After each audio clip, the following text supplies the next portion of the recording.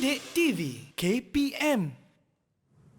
Masih lagi bersama dengan Mira dan juga Cikgu Ika tentang belajar sains bagi tajuk perubatan di dalam slot menengah atas. Baiklah Cikgu Ika, di segmen ini apa perkongsian daripada Cikgu Ika? Okey, di segmen ini kita akan mempelajari tentang kesan sampingan penyalahgunaan ubat-ubatan. Okey, kita tahu ubat-ubat kita ambil untuk menyembuhkan penyakit. Ya, jika kita tersalah ambil, kita salah guna, sepatutnya untuk sembuhkan penyakit tapi kita gunakan untuk kepentingan diri sendiri. Ada banyak kesan sampingan yang boleh kita hayati supaya ia menjadi pengajaran pada kita. Okey, jangan buat kesalahan ini kerana kesan penyalahgunaan ubat-ubatan yang pertama adalah boleh menyebabkan ini. Kematian. Sangat mengerikan. Jadi kena betul-betul ambil ubat mengikut nasihat doktor dan mengikut dos yang ditetapkan. Kerana ia boleh menyebabkan kematian. Kesian. Yang seterusnya adalah menyebabkan ubat itu kurang berkesan. Kerana kalau kita ambil kurang dos, ubat jadi kurang berkesan. Ataupun kita ambil tersalah ubat. Sepatutnya ubat ini untuk ubat sesama. Tetapi kita ambil ubat batuk.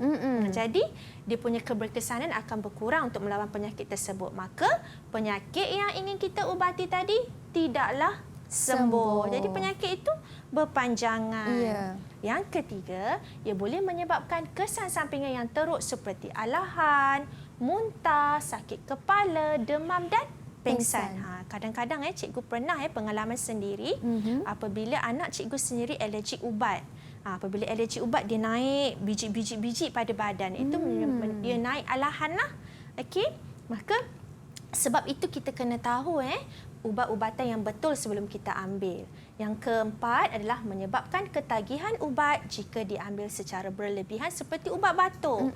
Kita selalu dengar kan kisah ubat batuk ni. Ubat batuk ni kalau boleh ambil secara berlebihan, dia boleh menyebabkan ketagihan. Jadi kita kena pastikan dalam kehidupan kita jangan salah guna ubat-ubatan.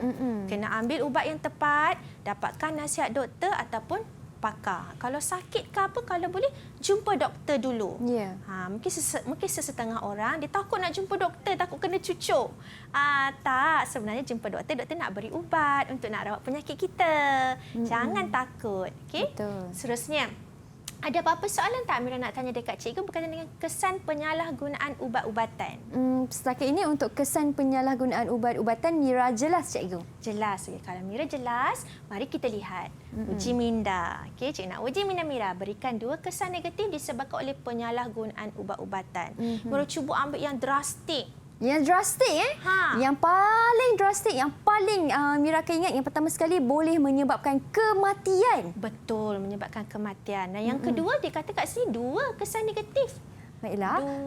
2 ya. Lagi satu ialah jika tersalah mengambil ataupun penggunaan dos boleh menyebabkan ketagihan cikgu. Betul, dia boleh menyebabkan kematian dan juga ketagihan. Okey, jadi kena hati-hatilah.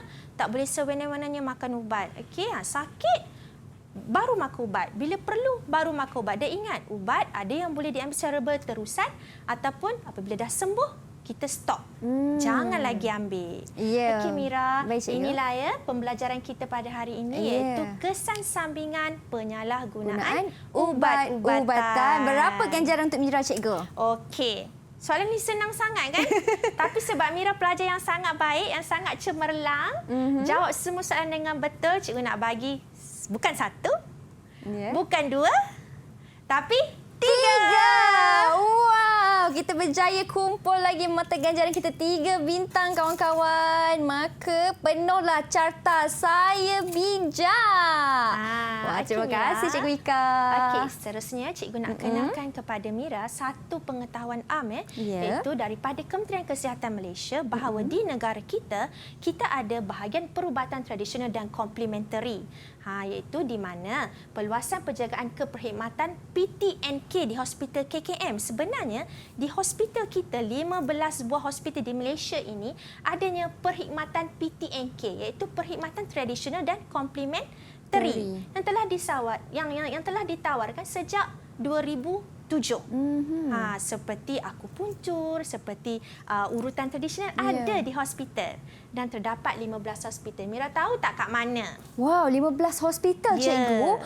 Dekat mana tu cikgu? Okey, kalau di sini kita ada Sungai Buloh, Hospital Sungai Buloh, Hospital Putrajaya. Kalau di Pulau Pinang ada di Hospital Kepala Batas dan beberapa hospital yang lain. Jadi, apakah kebaikannya adalah di mana selain daripada kita menggunakan perubatan moden, okey, doktor juga boleh memberi kita pilihan. Kita pesakit, kita ada pilihan untuk menerima rawatan PTNK. Tetapi mesti mendapat ataupun mendapat rujukan daripada pengamal perubatan berdaftar doktor lah. Supaya kita juga boleh menggunakan kaedah tradisional ataupun kaedah herba. Maka ini selalunya berumur 18 tahun dan ke atas dan pesakit haruslah stabil baru kita boleh gunakan PTNK. Dan menepati kriteria dan indikasi yang ditetapkan berdasarkan garis panduan amalan yang berkenaan. Maka pengamal-pengamal perubatan tradisional dan komplementari ini mestilah berdaftar dengan Kementerian Kesihatan. Seterusnya, ini adalah contoh-contoh rawatan yang ditawarkan, iaitu urutan tradisional, perubatan tradisional Melayu, kemudian akupunktur, kemudian terapi herba sebagai rawatan tambahan pesakit kanser. Bukan sekadar ubat saja, kita juga memberi kaedah perubatan secara tradisional lah. Kemudian kita ada sirodara, iaitu perubatan tradisional India untuk melagakan tekanan, masalah sukar tidur. Seterusnya, terapi basti luaran. Okey, ini juga kaedah perubatan tradisional India. So inilah maklumat tambahan yang boleh cikgu sampaikan kepada murid-murid. Wah, rupanya ada banyak lagi jenis tawaran perkhidmatan yang ditawarkan oleh kerajaan kita kan cikgu, bukan sekadar ubat-ubatan moden sahaja. Baiklah cikgu, bagaimana pentafsiran keseluruhan Mira pada hari ini? Okey Mira, disebabkan Mira berjaya menjawab semua soalan, cikgu bagi Mira cemerlang. Wah, alhamdulillah kawan-kawan. Hari ini. Kita berjaya dapat cemerlang. Terima kasih banyak-banyak Cikgu Siti Zulika kerana beri cemerlang pada Mira dan juga kawan-kawan di rumah. Dan bagaimana pula Cikgu kalau mereka yang di rumah ingin menambahkan lagi kefahaman mereka dalam tajuk kita pada hari ini? Okey, jika ingin menambahkan lagi pengetahuan dalam tajuk hari ini, boleh ke YouTube Didik TV KPM ataupun kepada portal Sumberku Kementerian Pelajaran Malaysia. Ya, seperti mana yang tertera di kaca TV anda semua. Terima kasih banyak Cikgu Siti Zulika atas kesudian berkongsi ilmu pada hari ini. Tak lupa juga kepada Cikgu Jurubahasa Isyarat kita iaitu Cikgu Nurziana Yuf kerana bersama dengan kami. Jadi kawan-kawan, manfaatkan ilmu yang ada pada hari ini kerana ubat-ubatan merupakan sesuatu yang berada dalam kehidupan harian kita. Kan Cikgu? Betul. Kita tak dapat lari daripada perubatan ini. Jadi jangan salah guna. Awas kerana kesannya boleh membahayakan diri anda. Terima kasih Cikgu. Sama. Terima kasih semua. Kita jumpa lagi di slot menengah atas. Saya Syamira Nazir. Assalamualaikum dan salam sejahtera.